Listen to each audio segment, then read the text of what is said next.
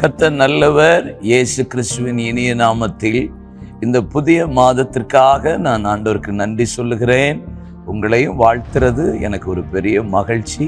இந்த புதிய மாதத்தில் புதிய வாக்குத்தத்தத்தோடு நம்ம தொடர்ந்து தியானிக்கவும் நம் ஜெபிக்கவும் ஆண்டவர் நம்மளை பலப்படுத்தி கொடுக்கிற இந்த புதிய மாதத்தின் வாக்குத்தத்தத்தை நான் உங்களோட பேசி உங்களுக்காக ஜெபித்து ஆசீர்வதிக்க விரும்புகிறேன்.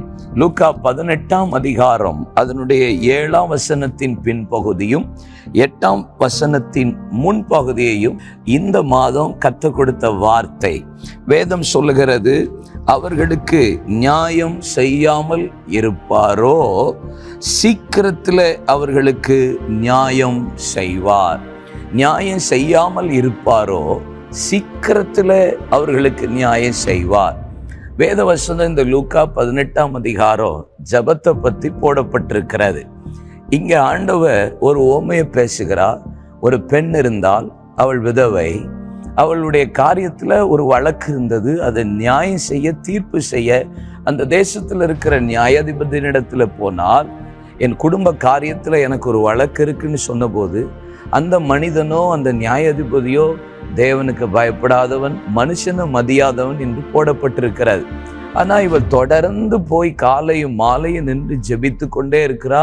வேதவசனம் சொல்லுகிறது, அந்த ஜெபத்தினுடைய விளைவு என்னன்னா, நான் தேவனுக்கு பயப்படாதவன், மனுஷனை மதியாதவனா இருந்த போதிலும் தொடர்ந்து இவள் தொந்தரவு பண்றாள்னு சொல்லி, ஒருவேளை இவளுக்கு நியாயம் செய்யலாமேன்னு சொல்லி அவன் அநீதியுள்ள நியாயாதிபதி நினைத்தான்.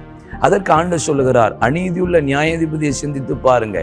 அவனே நீதி செய்யணும்னு நினைச்சான்னா இரவும் பகலும் தம்மை நோக்கி கூப்பிடுகிற விஷயத்துல அவர் நீடிய பொறுமையா இருந்து நியாயம் செய்யாமல் இருப்பாரோ? அவர் சொல்றாரு, சீக்கிரத்துக்குள்ள உங்களுக்கு நியாயம் செய்வார். இந்த மாதம் எனக்கு கொடுத்த வார்த்தை அதுதான். நியாயம் செய்யாமல் இருப்பாரோ சீக்கிரத்துக்குள்ள. இந்த மாதம் சில காரியங்கள்ல நீங்க பல நாட்களா போராடிக்கிட்டு இருப்பீங்க, பல வருஷமா, பல மாதமா. இந்த மாதம் ஆண்டவர் நமக்கு சொல்லுகிறார், சீக்கிரத்துல உங்களுக்கு பதில் செய்ய போகிறார். சீக்கிரத்துக்குள்ள தேவன் உங்களுக்கு மறு உத்தரவு கொடுக்க போகிறார். சீக்கிரத்துக்குள்ள தேவன் உங்கள் காரியத்துல நியாயம் செய்ய போறார். இந்த மாதம் நீங்க அதை பார்க்க போறீங்க, உங்க கண்கள் காண போகிறது.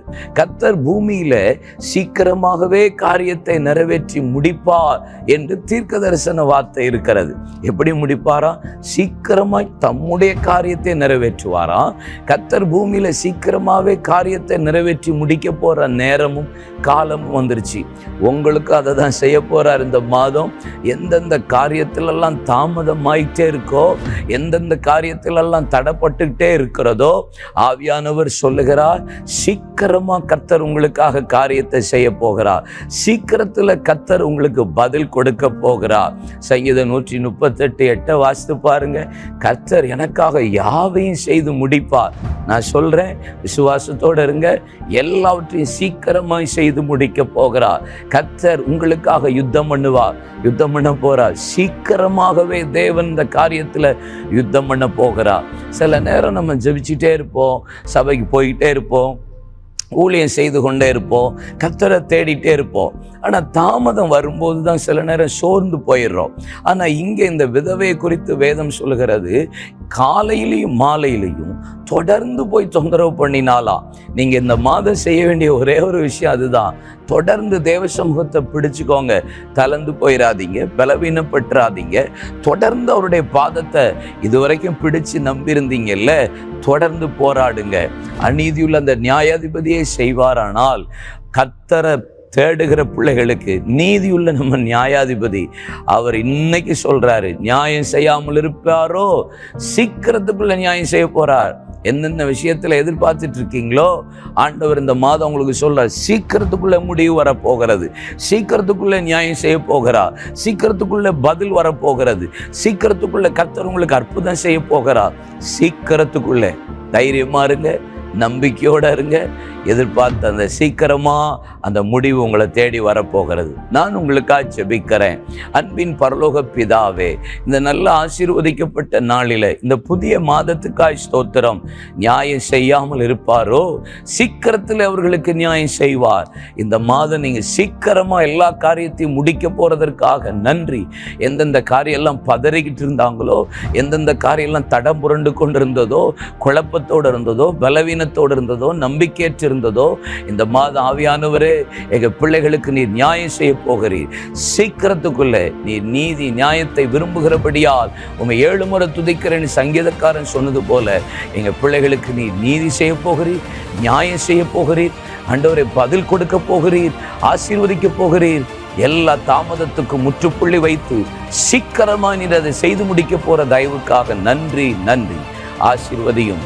இயேசு கிறிஸ்துவின் நாமத்தில் ஜெபிக்கிறோம் எங்க நல்ல அருமை பிதாவே.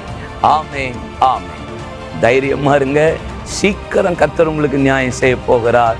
ஆமென் ஆமென்.